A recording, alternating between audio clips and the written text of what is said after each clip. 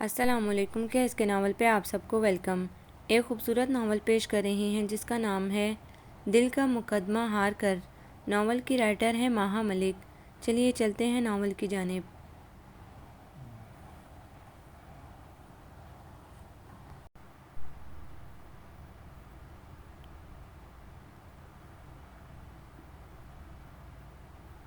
میں کمرے میں داخل ہوا تو وہ ہجل عروسی میں میری منتظر تھی۔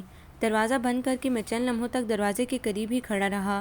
سچ تو یہ تھا کہ میرا دل آج عام ڈگر سے ہٹ کر دھڑک رہا تھا۔ شعور و لاشعور میں ایک بہت بڑی تبدیلی کا گہرا احساس بسا ہوا تھا۔ آج کے دن سے زندگی بدل گئی تھی، جیسے نئی زندگی شروع ہوئی تھی، نئی زندگی کی ابتدا اور ساتھ دینے کے لیے ایک حسین ہمسفر۔ شادی انسان کے لیے کس قدر خوشکن احساس ہے۔ میں دھیرے دھیرے چلتا ہوا اس تک پہنچا اور آہستگی سے اس کے قریب بیٹھ گیا۔ اس کی چوڑیاں ہولے سے بجیں تو مجھے اس کے وجود میں ارتعاش کا احساس ہوا۔ لمبے گلابی گھونگھٹ کے پیچھے چھپا وہ چہرہ اپنی رونمائی کا منتظر تھا۔ گیتی آرا، میں صرف اس کا نام جانتا تھا۔ وہ کیسی نظر آتی تھی، وہ کیسے ہنستی تھی، کیسے دیکھتی تھی، کیا سوچتی تھی، میں کچھ نہ جانتا تھا۔ مجھے تو صرف اتنا علم تھا کہ میں نے وکالت کا امتحان پاس کیا تھا اور اماں نے مجھے لڑکی پسند کر لینے کی نوید سنائی تھی۔ 2 مہینے بعد وہ اسے بہو بنا کر لے آئی تھیں۔ وہ میرے لیے ناشنا تھی، لیکن نکاح کے چند بولوں میں جو عظیم طاقت ہوتی ہے، اسے میرا رواں رواں محسوس کر رہا تھا۔ گیتی، میں نے اسے پکارا۔ میرے لہجے میں استحقاق تھا۔ مجھے خود پر حیرت ہوئی۔ مجھے لگا ہماری برسوں کی آشنائی تھی۔ میں نے اس کا گھونگھٹ اٹھایا اور میرے لبوں پر مسکراہٹ چمکنے لگی۔ وہ میری اماں کا انتخاب تھی، کسی تراشیدہ ہیرے کی مانند دمک رہی تھی۔ میرے دل پر جو ایک انجانے سے خوف کا بادل چھایا ہوا تھا چھوٹ گیا۔ میں جو پورے دن کا تھکا ہوا تھا بالکل فریش ہو گیا۔ ان کی نازک انگلی میں سونے کی انگوٹھی پہنا کر میں نے اس سے چند ایک باتیں کی تو وہ بھی قدرے مطمئن اور قدرے باعتماد نظر آنے لگی۔ کچھ ہی دیر میں ناشنائی اور اجنبیت کی گھٹن ہماری مسکراہٹوں اور دبی دبی ہنسی کے روزن سے نکل بھاگی۔ ہم ایک دوسرے کو ہمیشہ سے جانتے تھے، ہم ایک دوسرے کے لیے تھے، ہم ایک دوسرے کے بنا ادھورے تھے۔ گیتی آرا میری زندگی کا دوسرا نام تھا۔ گیتی، میں آفس سے لوٹا تھا۔ میری عادت راسخ ہو چکی تھی۔ میں گھر پہنچتے ہی سے آوازیں دینے لگتا تھا اور ہماری شادی کو محض 2 ماہ ہوئے تھے۔ لڑکے پہلے پورا گھر میں داخل تو ہوا کر اماں جو صحن میں بچھے تخت پر غالباً عصر کی اذان کے انتظار میں بیٹھی تھیں، مجھے ٹوکے بنا نہ رہ سکیں۔ السلام علیکم اماں۔ چیمٹنا لازمی امر تھا۔ اندر سے آتی گیتی آرا شرارت سے مسکرا دی تھی۔ میں نے اماں کی نظر بچا کر اسے لفنگوں کی طرح آنکھ ماری۔ اس نے مصنوعی خفگی سے مجھے گھورا اور کچن کی سمت مڑ گئی۔ گیتی، بچے کو پانی پلا تھکا ہارا لوٹا ہے۔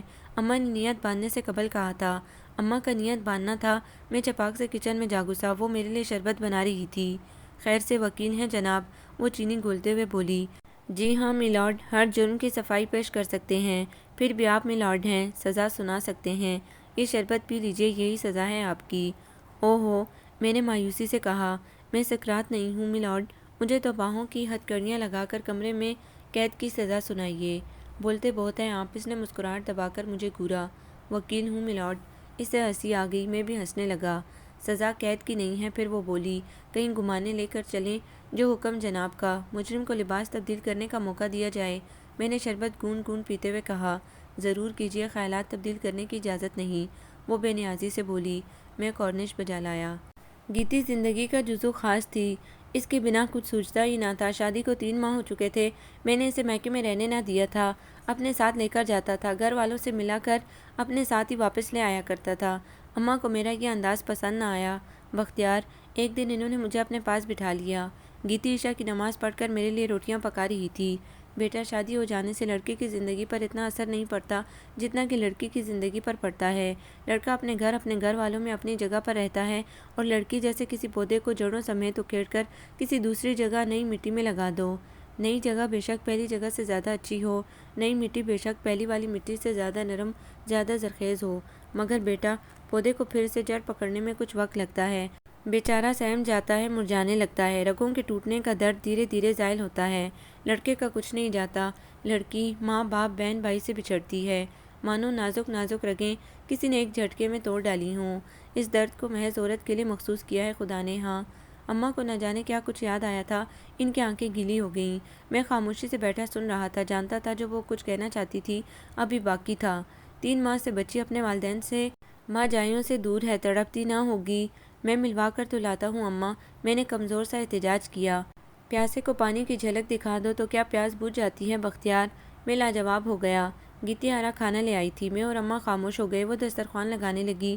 میں نے اس کی جھکی ہوئی پلکوں کو دیکھا، وہاں نمی چمک رہی تھی۔ غالباً میری اور اماں کی گفتگو اس نے سن لی تھی۔ میرا دل بے چین ہو گیا۔ گیتی آرا، آؤ بیٹا تم بھی کھانا کھاؤ۔ اماں نے اسے کھانا لگا کر واپس جاتے دیکھا تو پکارا، مجھے بھوک نہیں ہے اماں، میں تھوڑی دیر سے کھا لوں گی۔ وہ بہانہ بنا کر چلی گئی۔ میں نے سنا تھا اس کا لہجہ بھی نم تھا۔ مجھ سے زیادہ نہ کھایا گیا۔ چند لقمے لے کر میں بھی اٹھ کھڑا ہوا۔ گیتی کو چند روز کے لیے اس کے میکے چھوڑاؤ، بچی تازہ دم ہو جائے گی۔ اماں نے میرے کمرے سے نکلنے سے بیشتر آخری بات یہی کہی تھی۔ میں رات کو اپنی تمام فائلز نپٹا کر سونے کا عادی تھا۔ قدرے تاخیر سے بستر پر آیا تو وہ جاگ رہی تھی۔ میں اپنی جگہ پر دراز ہو گیا۔ وہ بے نیاز بنی رہی۔ میں نے اس کی موٹی سی چوٹی پکڑ کر اسے کھینچا۔ ہائے بختیار، کیا کرتے ہیں؟ ادھر آؤ۔ آ جاتی ہوں۔ وہ سرک کر میرے پاس ہو گئی۔ کھانا کھایا؟ نہیں، وہ قدرے تامل سے بولی۔ کیوں؟ موٹی ہو گئی ہو کیا؟ بھوک نہیں ہے؟ کہاں چلی گئی؟ تمہارے بدلے میکے رہنے تو نہیں چلی گئی؟ اس نے میری بات کا جواب دینے کے بجائے مسکراہٹ چھپانا ضروری سمجھا۔ اماں سے میری شکایتیں لگاتی ہو گیتی؟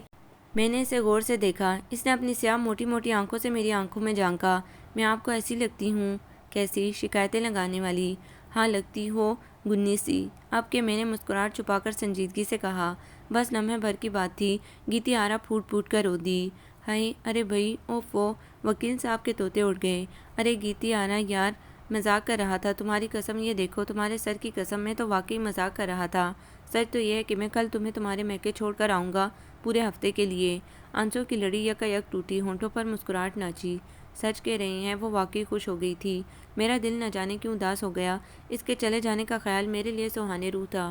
وہ خوش ہو رہی تھی۔ ہاں بالکل سچ کہہ رہا ہوں، میں سنجیدگی سے بولا۔ پھر قدرے تاخیر سے میں نے اسے پکارا، گیتی جی۔ اس کا لہجہ فریش ہو چکا تھا۔ رہ لوگی میرے بغیر پورا ہفتہ؟ آپ روز ملنے آئیے گا، اور راتیں کیسے کٹیں گی؟ میں نے شکایتاً کہا۔ وہ کچھ نہ بولی، بس مسکرا دی۔ اسے اتنا خوش دیکھ کر میں نے بھی منفی خیالات کو سر جھٹک کر باہر نکال پھینکا۔ اچھا چلو کھانا لے کر آؤ، میری بھوک جاگ اٹھی تھی۔ اس وقت 2 بجے؟ وہ گھبرا گئی۔ 2 بجے بھوک لگی ہو تو کیا کریں؟ بھوکے سو جائیں۔ وکیل صاحب، اماں جاگ جائیں گی۔ اس نے میری ٹھوڑی پیار سے چھوئی۔ تو کیا ہوا؟ وہ پکار کر یہی پوچھیں گی نا، کون ہے؟ تم کہنا میں ہوں اماں گیتی۔ وہ کہیں گے اس وقت کیا کر رہی ہو؟ تم کہنا کھانا کھا رہی ہوں اماں، بھوک لگی ہے۔ وہ مجھے گھورنے لگی۔ یہ کیوں نہ کہوں کہ وکیل صاحب کو بھوک لگی ہے۔ اماں کہیں گی اتنی دیر تک جگاتی کیوں ہو میرے بیٹے کو؟ میں ہنسا۔ وہ مجھے گھورتے ہوئے باہر چلی گئی۔ اب اس نے کچن کی لائٹ جلائی ہی تھی کہ اماں کی پکار آئی، کون ہے؟ میں ہوں اماں گیتی۔ گیتی اس وقت کیا کر رہی ہے بیٹا؟ وہ چند لمحے کے لیے خاموش ہو گئی۔ میرے لب مسکرا رہے تھے۔ کھانا کھا رہی ہوں اماں، بھوک لگی ہے۔ پھر اس کی آواز آئی تھی اور میں تکیے میں منہ چھپا کر ہنسنے لگا۔ گیتی میکے چلی گئی۔ میرا سکھ، میرا چین، میری نیندیں، سبھی کچھ ساتھ لے گئی۔ میں جب اسے چھوڑنے گیا تھا تو اس کے گھر والوں نے میری اچھی بھلی دعوت کر دی تھی۔ میں گیتی کو بتا آیا تھا کہ اب میں ہفتے بھر بعد ہی آؤں گا۔ کیوں بختیار؟ وہ بے چین ہو گئی تھی۔ گھر اتنا دور تو نہیں؟ بات پاس اور دور کی نہیں ہے گیتی، زندگی میں کچھ اصول ہونے ضروری ہیں۔ مرد روز روز سسرال میں بیٹھا اچھا نہیں لگتا۔ بے وجہ کے تکلفات سے گھر والوں کی روٹین بھی ڈسٹرب ہوتی ہے، اور روز سسرال میں دعوتیں اڑاتا مرد اپنی حیثیت کھوتا ہے۔ مجھے اماں کی گئی نصیحتیں یاد آ گئی تھی۔ کچھ سمجھیں؟ مجھے اس کی اتری ہوئی صورت دیکھ کر ترس بھی آیا تھا۔ سمجھ گئی وکیل صاحب، اس نے سر جھٹک دیا تھا۔ اور اب اسے گئے 4 روز ہو گئے تھے، میں ٹھیک سے سو نہیں پا رہا تھا۔ 2 روز سے میں نے شیو نہیں بنائی تھی، اور کل صبح ناشتے کے بعد سے کچھ نہیں کھایا تھا۔ مجھے گیتی کی جدائی کا بخار چڑھ گیا تھا۔ آفس سے واپسی پر میں نے بائک دوڑائی اور محض 20 منٹ میں اس کے میکے جا پہنچا۔ میں نے بیل بجائی، دوسرے ہی لمحے دروازہ کھل گیا۔ ہرے سوٹ میں ملبوس وہ سامنے کھڑی مسکرا رہی تھی۔ گیتی؟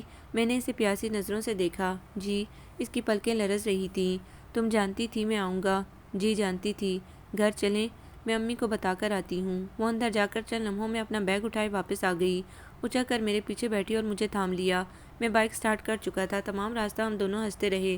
بس اوقات ہنسی بہت سی باتوں کا اعتراف ہوتی ہے۔ آفس میں اماں کا فون آیا تھا۔ گیتی کی طبیعت ٹھیک نہیں تھی، اسے ڈاکٹر کے پاس لے کر جانا تھا۔ اماں کیا ہوا اسے؟ میں بری طرح گھبرا گیا تھا۔ میں اچھا بھلا چھوڑ کر آیا ہوں، ایسا کچھ نہیں ہوا۔ اماں پرسکون تھی۔ تم شام کو کسی اچھی لیڈی ڈاکٹر سے ٹائم لیتے آنا۔ شام میں ابھی آ رہا ہوں اماں۔ ارے کوئی ضرورت نہیں، دوڑے چلے آنے کی۔ اماں بھنا گئیں۔ وکالت پڑھ گئے، عقل نہ آئی؟ میں نے کہا ہے کسی لیڈی ڈاکٹر سے ٹائم لیتے آنا، باپ بننے والے ہو۔ انہوں نے فون بند کر دیا تھا۔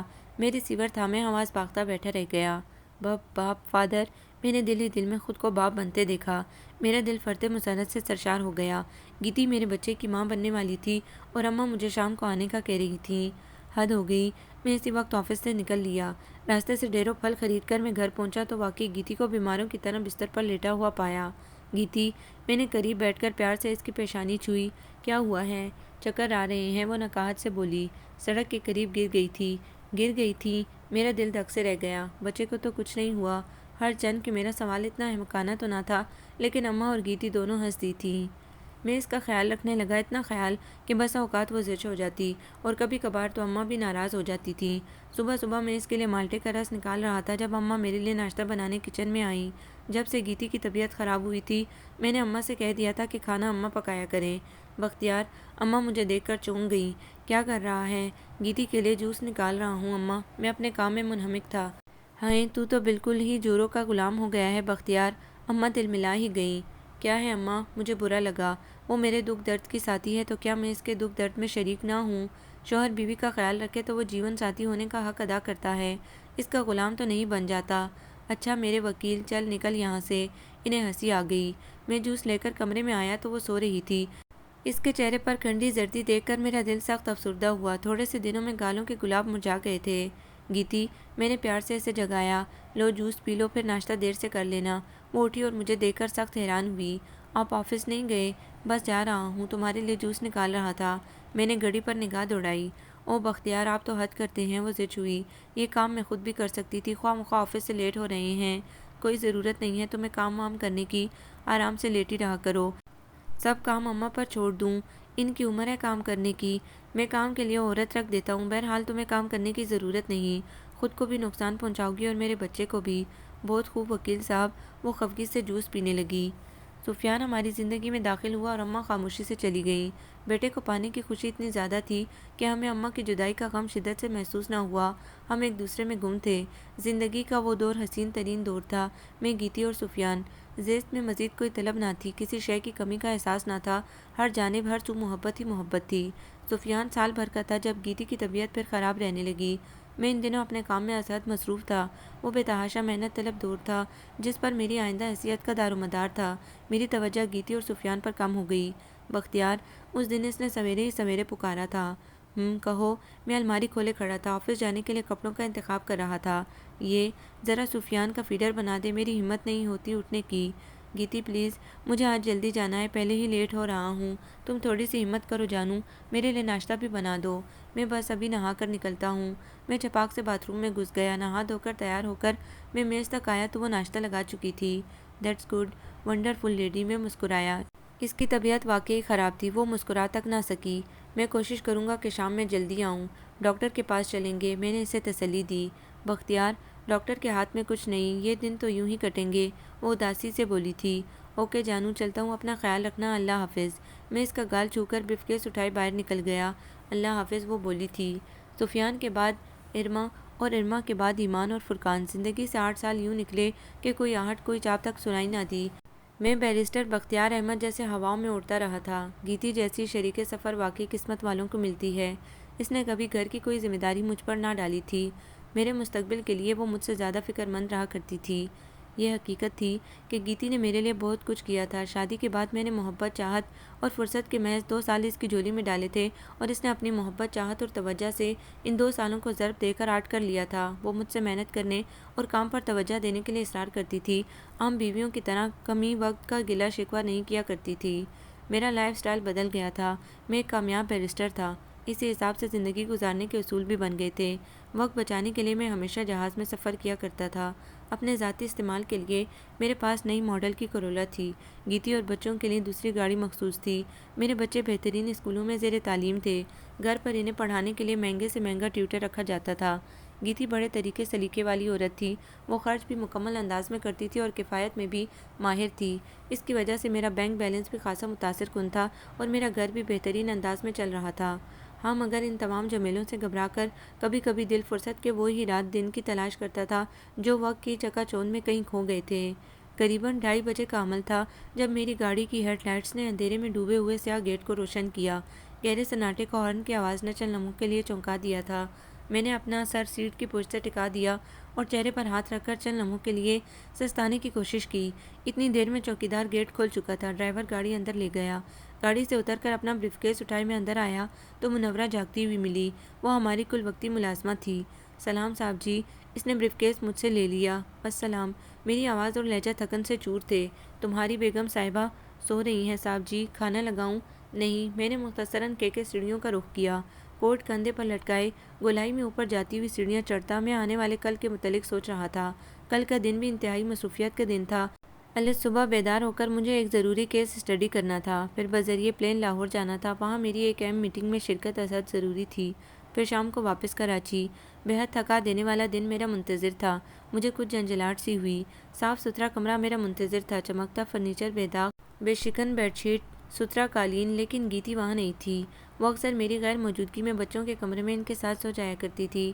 مجھے نہ جانے کیوں غصہ آیا۔ یہ گیتی روز ہی بچوں کے ساتھ سو جاتی ہے، اسے کبھی تو میرا انتظار کرنا چاہیے۔ پھر اگلے ہی لمحے مجھے کل کا دن یاد آ گیا۔ میرے پاس غصہ کرنے کے لیے وقت ہی کہاں تھا۔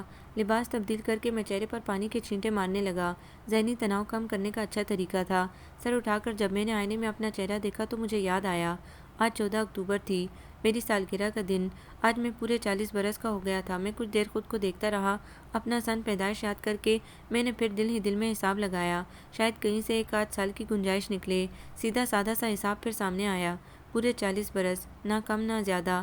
تولیے سے منہ پوچھتا میں باہر نکلا تو آنکھوں میں نیند بھرے گیتی میرے مقابل تھی۔ ارے تم کیوں جاگ گئی؟ میں مسکرا دیا۔ میں نے سوچا کھانے کا پوچھ لوں، اسے اب بھی سخت نیند آ رہی تھی۔ میں کھانا کھا کر آیا ہوں، ویسے بھی منورہ جاگ رہی تھی، تم نے بے وجہ ہی اپنی نیند خراب کی۔ اچھا یوں کرو 6 بجے کا الارم لگا دو، مجھے الگ صبح اٹھنا ہے۔ میں سونے کے لیے لیٹ گیا۔ گیتی آرا نے ٹائم سیٹ کر کے الارم پیس میرے سرہانے رکھ دیا، پھر نائٹ بلب روشن کر کے لائٹس آف کر دی اور خود بھی اپنی جگہ پر لیٹ گئی۔ ہر چند کہ میں بہت تھکا ہوا تھا، پھر بھی گیتی کی سانسوں کے زیر و بم سے مجھے اندازہ ہوا کہ وہ مجھ سے پہلے ہی سو گئی تھی۔ مجھے پھر یاد آ گیا، آج تو سالگرہ کا دن یوں دبے پاؤں گزرا تھا کہ مجھے خود بھی خبر نہ ہوئی تھی۔ شادی کے بعد ابتدائی چند برسوں میں گیتی نے اس دن کا بڑا خیال رکھا تھا۔ میں گھر لوٹتا تو اسے خصوصیت سے تیار دیکھ کر کسی خاص بات کا احساس ہو جایا کرتا تھا۔ پھر وہ اہتمام سے تیار کردہ کیک اور دیگر لوازمات میز پر سجاتی تو میں فوراً سمجھ جاتا تھا کہ اسے میری سالگرہ کا دن یاد ہے۔ میں اسے رات کا کھانا باہر کھلانے لے جاتا تھا اور ہم رات گئے خوش باش لوٹتے۔ یہ محض چند ابتدائی برسوں کی بات تھی۔ بچے بڑے ہوتے گئے، گیتی اور میری مصروفیت بڑھتی گئی۔ گیتی اچھی بیوی اور بہت ہی اچھی ماں تھی۔ اس نے اپنی زندگی بچوں کے لیے وقف کر دی تھی۔ ہر چند کے گھر میں دیگر ملازم اور ایک کل وقتی ملازمہ موجود تھی، لیکن میرے اور بچوں کے زیادہ تر کام وہ خود سر انجام دینا پسند کرتی تھی، اور جب سے بچوں نے اسکول جانا شروع کیا تھا وہ زیادہ حساس ہو گئی تھی۔ دوسری جانب میں اپنی فیلڈ میں آگے اور آگے جانے کے لیے کوشاں تھا۔ مجھ پر اچانک ہی بہت زیادہ حاصل کرنے کا بھوت سوار ہوا تھا۔ یہ جنون کسی موج اور دریا کی مانند چڑھتا ہی چلا گیا۔ گیتی اور بچے جیسے کسی پس منظر کا حصہ بن گئے تھے۔ مجھے بس اتنا علم ہوتا تھا کہ صبح جب میں کوٹ جانے کی تیاری میں مصروف ہوتا تو گیتی بچوں کو اسکول بھیجنے کی فکر میں مبتلا ہوتی تھی، اور رات گئے جب میں اپنی اسٹڈی سے برآمد ہوتا تو بچے سو چکے ہوتے تھے، اور اکثر یوں ہوتا کہ ان کو سلاتے سلاتے گیتی بھی ان کے ساتھ ہی سو جایا کرتی تھی۔ بچے، خاندان، رسم و رواج، تقریبات، ہر طرح کی ذمہ داریاں گیتی نے بنا کچھ کہے سنے سنبھال لی تھی۔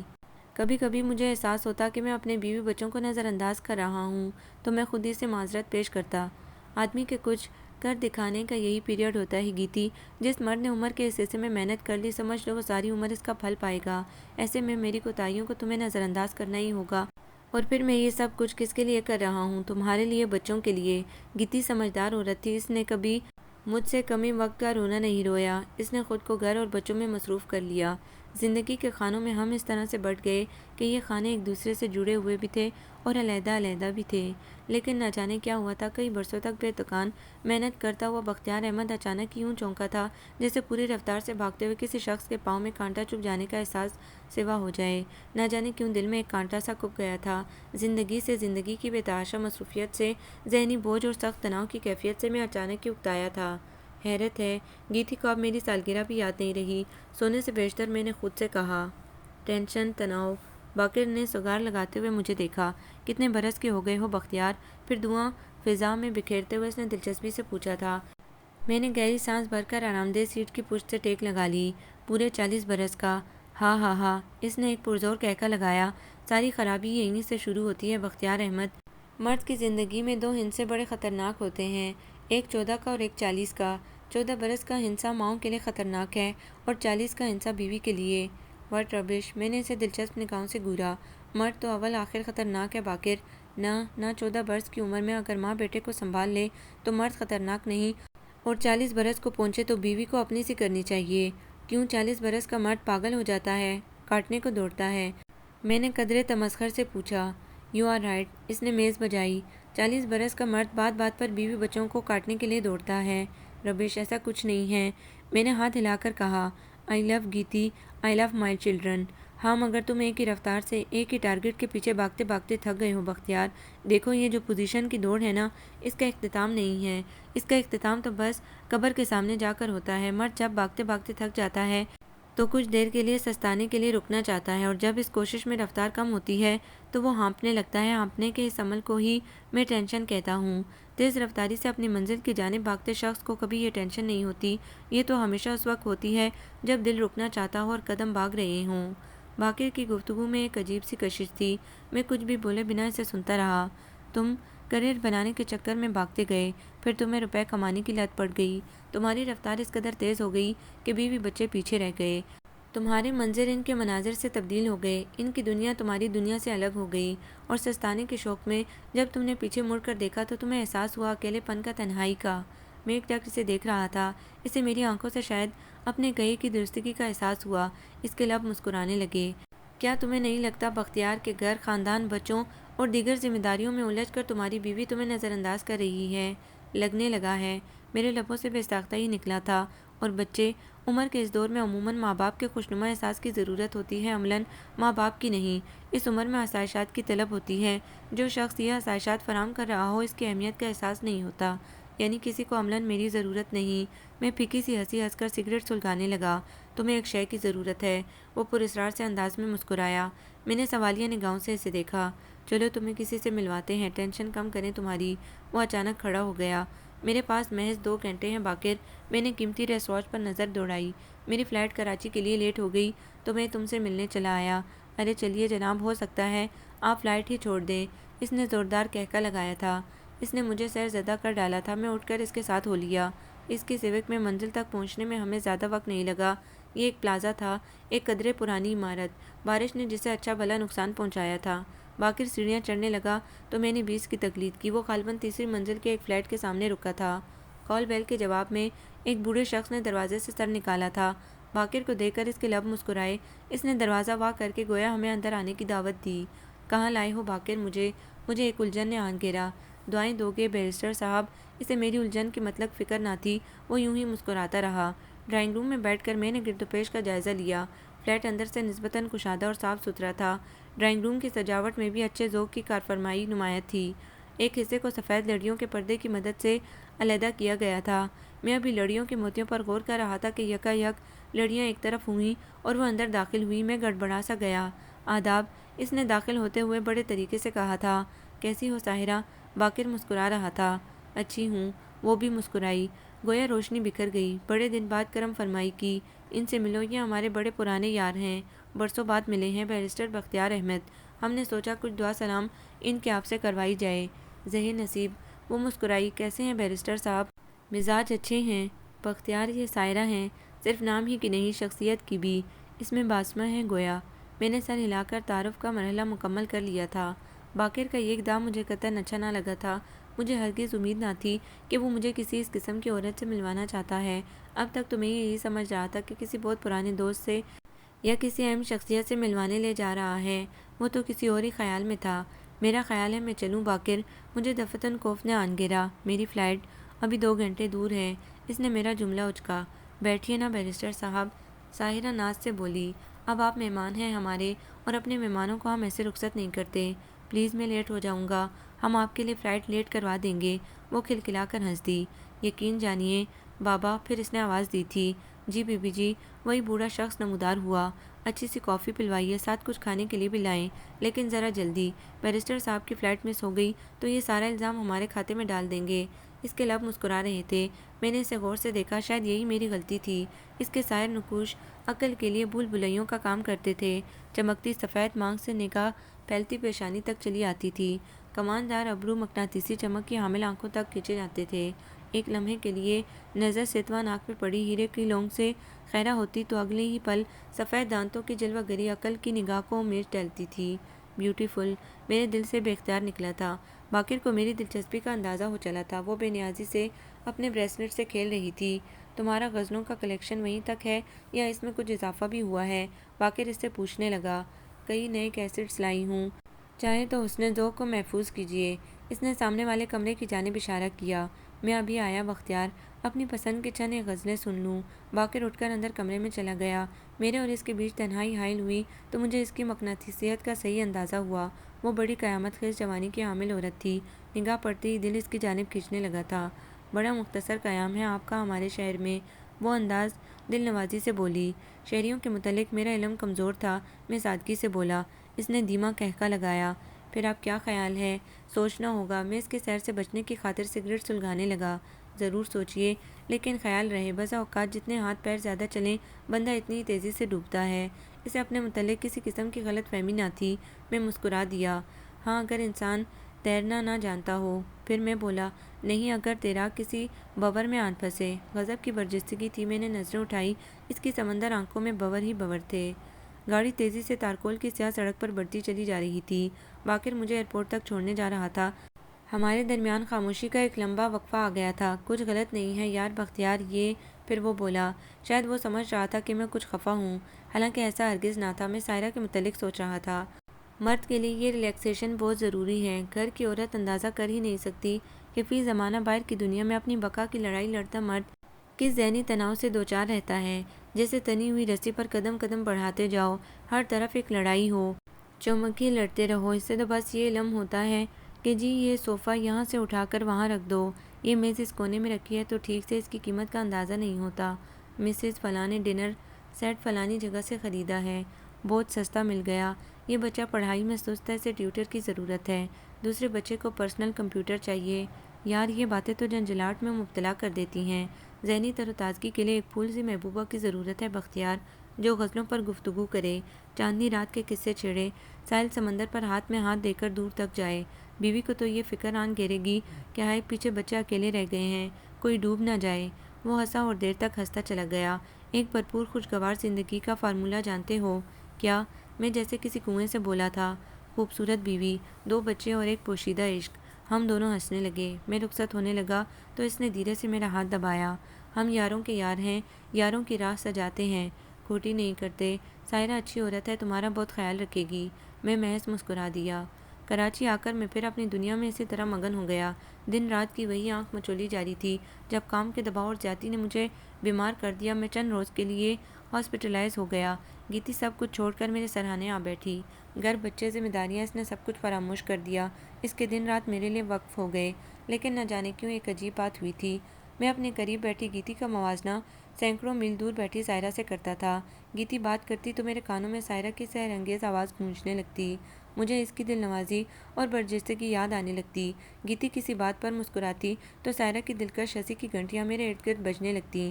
گیتی میرے کمرے میں چلتی پھرتی اور مجھے سائرہ کے خدوخال کی کشش یاد آتی رہتی۔ گیتی چلو کہیں گھومنے چلتے ہیں، شہر کے ان ہنگاموں سے دور، کچھ دن کہیں اکیلے میں گزار کر آتے ہیں۔ ایک دن میں نے ایک عجیب سی فرمائش کی۔ وہ چند لمحے تذبذب کا شکار رہی۔ کیا بات ہے، تم خاموش کیوں ہو گئی؟ بختیار یہ سیزن تو بچوں کے ایگزامز کا سیزن ہے، فائنل ٹرمز سر پر ہیں۔ ویسے ہی آپ کی بیماری کے دوران میں بچوں پر بالکل توجہ نہ دے پائی۔ ٹیوٹر تو اپنے گھنٹے مکمل کر کے کھسک لیتا ہے، اسے اس بات سے غرض نہیں کہ کسی بچے کی پوزیشن بن رہی ہے یا نہیں۔ یہ دیکھنا میرا ہی کام ہے۔ مجھے تو اب رات دن لگ کر please Geeti please keep quiet now, میں نے آنکھیں موند کر کہا۔ میرے اندر ایک دم ہی کچھ سلگ اٹھا تھا۔ وہ حیرانی سے میری طرف دیکھتی رہ گئی۔ کچھ دن بعد میں لاہور چلا آیا۔ سائرہ نے میرا استقبال چمکتے چہرے کے ساتھ کیا تھا۔ مجھے یقین تھا آپ ضرور آئیں گے۔ کیوں؟ میں کچھ چھوڑ کر تو نہیں گیا تھا؟ میں مسکرایا۔ اور جو ہم ثبوت پیش کر دیں وہی انداز دلربائی جو جکڑ لیتا تھا۔ کہاں؟ مجھے حیرت ہوئی۔ وہ اٹھ کر الماری تک گئی اور ایک رومال نکال لائی۔ پھر میرے سامنے بیٹھ کر اس نے رومال کی تہیں کھولی۔ اندر سگریٹ کا بچا ہوا ٹکڑا، 2 استعمال شدہ ٹیشو پیپرز اور ایک لائٹر موجود تھا۔ کم آن، بے ساختہ میرے لبوں سے نکلا۔ یہ کیا حماقت ہے بیرسٹر صاحب، اس نے میری آنکھوں میں جھانکا۔ یہ محبت ہے۔ محبت؟ میں استہزائیہ ہنسا۔ تمہیں شاید کچھ غلط فہمی ہو رہی ہے سائرہ۔ نہیں، میں آپ کی نہیں اپنی بات کر رہی ہوں، وہ سنجیدگی سے بولی۔ آپ بڑے آدمی ہیں، 2+2 4 پر یقین رکھتے ہوں گے۔ میں پہلی نظر کی محبت کی قائل نہ تھی، اب ہو گئی ہوں۔ اس میں کوئی جھوٹ، کوئی کوٹ نہیں۔ میں اتنے دنوں سے نہایت بے چینی سے آپ کی منتظر تھی۔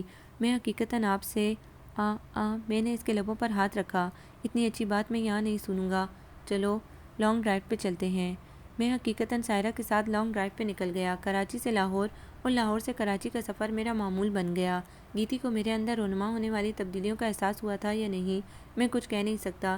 وہ ایک پرسکون سمندر کی مانند تھی۔ مجھے اس کے اندر موزون جذبوں کا علم اکثر نہیں ہوتا تھا۔ یوں بھی گیتی میرے لیے سانس لینے کا عمل کا نام تھی۔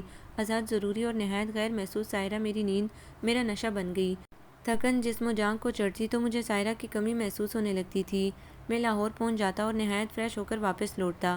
واپس آ کر گیتی مجھے اچھی لگتی۔ بچوں کے ساتھ کچھ وقت گزارنا دلچسپ محسوس ہوتا۔ باقر کے بتائے ہوئے فارمولے نے زندگی کو واقعی خوشگوار بنا دیا تھا۔ 10 سال، پورے 10 سال سائرہ کے سیر میں مبتلا ہو کر یوں گزرے کہ مجھے بیرسٹر بختیار احمد کو مڑ کر سود و ضیاع کے حساب کتاب کا ایک مرتبہ بھی خیال نہ آیا۔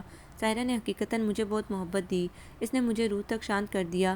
میں نے اسے روپے دیا، اپنا قیمتی وقت دیا۔ ہمارا حساب برابر چل رہا تھا جب اس نے مجھ سے بہت بڑی فرمائش کر دی، بختیار مجھ سے شادی کر لیں۔ What nonsense Saira! میں اس کی فرمائش پر بے ساختہ ہنس دیا۔ یہ تمہارے اور میرے بیچ شادی جیسا فارمولہ موضوع کس لیے؟ بختیار، میں سنجیدہ ہوں۔ وہ واقعتاً سنجیدہ تھی۔ مجھے اعتراف ہے کہ آپ سے پہلے میری زندگی میں کئی مرد آئے اور چلے گئے، سمندر کی لہروں کی طرح، اپنا ہر نقش خود ہی مٹا گئے۔ آپ مجھے سب سے ہٹ کر لگے، سب سے مختلف۔ میں نے اپنا دل، جسم اور سوچیں سب کچھ آپ کو دان کر دیا۔ میں اپنی روح کی سچائی سے آپ کی بن گئی۔ جی ہی جی میں آپ کی پوجا کی ہے میں نے۔ لیکن اب من کرتا ہے بختیار کہ آپ دیوتا نہیں انسان بن کر یوں ملیں کہ من وتوں کا فرق مٹ جائے۔ اور یہ خصوصیت محض ایک ہی رشتے کو حاصل ہے، محبت کا رشتہ۔ ہر رشتے سے زیادہ معتبر ہے سائرہ بیگم۔ میں ذرا سا تلخ ہوا۔ اس میں کسی گارنٹی کی ضرورت نہیں۔ اور پھر میں نے تم سے کبھی نہیں کہا کہ میں کبھی تم سے شادی بھی کروں گا۔ مجھے اعتراف ہے بختیار۔ اس کی نظریں جھک گئیں۔ لیکن آپ کو بھی تسلیم کرنا ہوگا کہ میں ایک طوائف ہو کر بھی کبھی آپ سے طوائف بن کر نہیں ملی۔ آپ کے لیے میں طوائف سے پھر عورت بن گئی۔ اب میں عورت سے بیوی بننا چاہتی ہوں۔ کیا میری 10 سال کی ریاضت کا اتنا سا صلہ بھی آپ کے پاس نہیں؟ محض نکاح کے 3 بول۔ کیا ان 10 سالوں میں نے تمہیں کچھ نہیں دیا سائرہ؟ وہ سب کچھ جس کی مجھے تمنا نہ تھی۔ وہ گہرے دکھ سے بولی۔ دولت، بنگلہ، گاڑی، ان سب چیزوں کی تمنا آپ سے مل کر ختم ہو گئی تھی۔ ربش، ختم کرو۔ میں جھنجھلا کر کھڑا ہو گیا۔ بختیار! وہ تیزی سے میرے سامنے آ گئی۔ میں آئندہ محض بیوی کی حیثیت سے آپ سے ملنا چاہوں گی۔ میں سوچوں گا۔ میں کہہ کر وہاں رکا نہیں، تیزی سے نکل آیا۔ میں گھر میں داخل ہوا تو سفیان کہیں جا رہا تھا۔ السلام علیکم پاپا، ہاؤ آر یو؟ وہ اپنی سٹی کی چابی چلاتا خاصی تیزی میں تھا۔ وعلیکم السلام۔ کہاں جا رہے ہو برخوردار؟ میں کوئی ہفتے بھر بعد اس کی شکل دیکھ رہا تھا۔ اس کا یوں تیزی سے جانا مجھے پسند نہ آیا۔ پاپا وہ ذرا کی ذرا رکا، ایک دوست سے ملنا ہے۔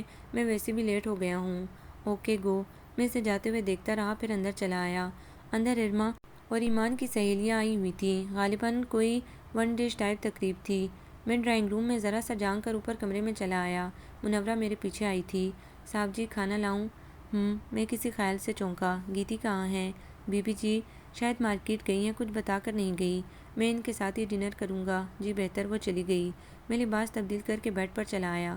تکیے کے سہارے نیم دراز ہو کر میں بزنس سے متعلق میگزینز دیکھنے لگا۔ میرے ذہن میں سائرہ کی باتیں گردش کر رہی تھیں۔ ذہنی طور پر میں غیر حاضر تھا۔ کتنی عجیب سی فرمائش کی تھی اس نے۔ میں بیرسٹر بختیار احمد، جو اتنے سالوں کی محنت کے بعد اب اس کا پھل پانے والا تھا، اس مقام پر آ کر دوسری شادی کرتا، اور وہ بھی ایک طوائف زادی سے۔ اور پھر مجھے بیوی کی ضرورت ہی کہاں تھی؟ گیتی جیسی بیوی کے ہوتے ہوئے کوئی پاگل ہی دوسری شادی کے متعلق سوچ سکتا تھا۔ میرا گھر تھا، بیوی تھی، 4 بچے تھے جو جوانی کی حدود میں داخل ہو رہے تھے۔ میں دوسری شادی کیوں کرتا؟ مجھے سائرہ کی باتوں سے اور اس کے تصور سے اکتاہٹ ہونے لگی۔ میں نے محسوس کیا کہ زندگی کا یہ باب اب بند ہونا چاہیے۔ چند ہی لمحوں میں اس کا نمبر ڈائل کر رہا تھا۔ ہیلو سائرہ، بختیار بات کر رہا ہوں۔ کہیے۔ اس کا لہجہ کمزور تھا۔ میں نے فیصلہ کیا ہے، میں تم سے شادی نہیں کر سکتا۔ مجھے شادی کی ضرورت ہی نہیں ہے۔ بختیار! اس کی آواز دکھ سے بوجھل ہو گئی۔ میں نے محض ایک کاغذ ہی مانگا ہے۔ میں وہ کاغذ تمہیں نہیں دے سکتا سائرہ۔ میرا لہجہ حتمی تھا۔ میں نے تمہیں اپنی زندگی کے 10 سال دیے ہیں، بے حساب پیسہ دیا ہے، اپنی جیون ساتھی کا اعتماد اور اعتبار دیا ہے تمہیں۔ کیا یہ سب کچھ تمہارے لیے کافی نہیں؟ آج تمہیں شادی کی خواہش ہے، کل کو تم بچہ مانگو گی، پھر تمہیں اس کے حقوق کا خیال ستائے گا۔ تمنا کی کوئی حد نہیں ہوتی سائرہ۔ میں بہرحال اپنی زندگی سے مطمئن ہوں۔ میری بیوی بہترین ہے، میرے وارث جوان ہو چکے ہیں، اور میرا خیال ہے میں تمہیں تمہارے حصے کا وقت دے چکا ہوں۔ تم آئندہ مجھ سے محض بیوی کی حیثیت سے ملنا چاہتی تھی، میرا خیال ہے ہم آئندہ کبھی نہیں ملیں گے۔ میں نے دوسری جانب اس کی سسکیاں سنی۔ خدا حافظ۔ میں ریسیور رکھ کر مڑا اور پتھر کا بن گیا۔ گیتی میرے عین مقابل تھی۔ گیتی، میرے لبوں سے اعتراف گناہ کی مانند نکلا تھا۔ اس نے میری آنکھوں میں دیکھا، اس کے چہرے پر بلا کی سنجیدگی تھی۔ آ کر کھانا کھا لیجیے، وہ کہہ کر مڑ گئی تھی۔ ایک طویل عرصے کے بعد مجھے احساس ہوا کہ اس روز گیتی کو دیکھ کر پتھر کا میں نہیں بنا تھا۔ وہ سب باتیں اپنے کانوں سے سن لینے کے بعد گیتی پتھر کی ہو گئی تھی۔ میں عالم پائی کا قانون دان ایڑی چوٹی کا زور لگا کر بھی اس پتھر کے مجسمے میں پھر کبھی روح نہ پھونک سکا۔ اس نے مجھ سے کوئی استفسار نہ کیا تھا، گلے شکوے کرنا اس کو کبھی نہ آیا تھا، لڑائی جھگڑا اس کی فطرت نہ تھا۔ ایسے میں غم سے اس کا پتھر بن جانا لازمی امر تھا۔ زندگی گزرتی چلی گئی۔ مجھے پھر کبھی گیتی بیوی کے روپ میں نہ ملی۔ وہ صرف میرے بچوں کی ماں تھی، میرے گھر کی مالکن تھی، وہ میری گیتی نہ تھی۔ سفیان اعلیٰ تعلیم کے لیے باہر چلا گیا، فرقان دوسرے شہر ہاسٹل شفٹ ہو گیا۔ ارما اور ایمان کی شادی ہم نے ایک ساتھ ہی طے کر دی تھی۔ یوں بھی ہمیں بہتر لگا تھا کہ دونوں بہنیں ایک ہی گھر میں چلی جائیں، زندگی بھر ایک دوسرے کی مونس و غمخوار رہیں۔ ہماری بیٹیاں بیاہ کر چلی گئیں، گھر خالی ہو گیا، دل خالی ہو گیا۔ گیتی کے جذبات کیا تھے مجھے علم نہ تھا۔ مجھے ایسا محسوس ہو رہا تھا کہ کرنے کو اب زندگی میں کچھ باقی نہیں۔ خالی دل، خالی کمرے اور خالی گھر نے مجھے کسی ناگ کی مانند ڈسا تھا۔ میں دیوانوں کی طرح گیتی کو ڈھونڈتا پھرنے لگتا۔ ایک کمرے سے دوسرا کمرہ، ٹیرس، سیڑھیاں، کچن، لاؤنج، ڈرائنگ، ڈائننگ، سب جگہ ڈھونڈا، وہ کہیں نہ تھی۔ پھر میں باہر نکل آیا۔ سفید لباس میں ملبوس افسردہ گیتی لان کی سیڑھیوں پر بیٹھی تھی۔ اس کی مانند اداس زرد چاند سروں کے اوپر ٹکا ہوا تھا۔ میں ایک ایک سیڑھی اترتا اس کے پاس جا بیٹھا۔ گیتی، یوں اکیلی بیٹھی ہو؟ اس نے گردن موڑ کر میری طرف دیکھا۔ میں ایک طویل عرصے سے اکیلی ہوں بیرسٹر صاحب۔ پھر وہ موسم کی مانند سرد اور خشک لہجے میں بولی، یہ آپ کو آج کیسے خیال آیا؟ کیا عورت کی لغت میں معافی کا لفظ نہیں ہوتا گیتی آرا؟ میرے لبوں پر شکوہ سسک پڑا۔ وہ دھیرے سے ہنس دی۔ مرد کی لغت میں وفا کا لفظ ہوتا ہے۔ میں نے کبھی تم سے بے وفائی تو نہیں کی گیتی، تمہیں تمہارے مقام سے کبھی نیچے نہیں کیا، کسی دوسری عورت کو تمہارا مقام نہیں دیا۔ میں نے تو تھوڑا سا وقت ڈھونڈا تھا اپنے لیے۔ تم بہت مصروف تھیں، بیوی کو اپنے اندر کہیں سلا کر تم محض ماں بن گئی تھی۔ قصوروار صرف میں ہی نہیں ہوں گیتی، تم نے خود اپنے اور میرے بیچ اتنی ذمہ داریوں کو حائل کر لیا کہ تم مجھے ایک خواب کی مانند لگنے لگیں، اور بس ذرا سی دیر کو میری آنکھ لگ گئی، تم ماں بن کر شوہر کو بھول گئی۔ تم نے فراموش کر دیا گیتی کہ مرد وہ بچہ ہوتا ہے جسے روز ایک نیا کھلونا دے کر بہلانا پڑتا ہے، ورنہ یہ بچہ روٹھ کر گلی میں جا کھڑا ہوتا ہے اور جو دروازہ کھلا مل جائے وہیں جا نکلتا ہے۔ بس اتنی سی غلطی ہے گیتی، حالانکہ مڑ کر واپس اپنے گھر ہی آنا ہوتا ہے، گھر کا دروازہ کھلا ہونا چاہیے نا۔ وہ خاموش بیٹھی چاند کو تکتی رہی، پھر بولی، بختیار، عورت کی خواہشات مرد سے مختلف نہیں ہوتی۔ مرد توجہ چاہتا ہے، ہر پل محبت مانگتا ہے، مکمل حکمرانی کرنا چاہتا ہے۔